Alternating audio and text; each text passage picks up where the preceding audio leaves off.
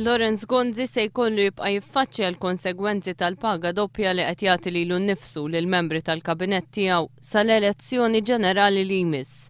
F'kummenti mal-ġurnal Malta Today, Jean-Pierre Farrugia jsemmi żieda ta' 500 euro fil-ġimgħa bħala raġuni ewlenija li tista' twassal għal telfa nazzjonalista.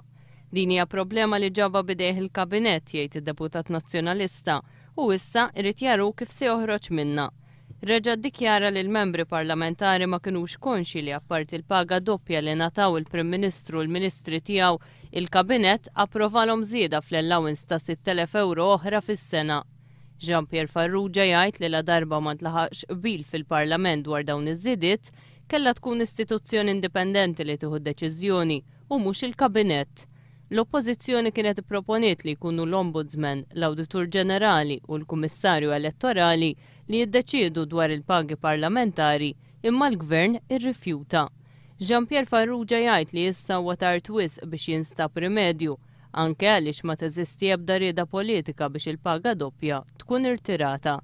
Item jgħid li l-elettorat mhu se jaħfer qatt lil minħa din id-deċiżjoni.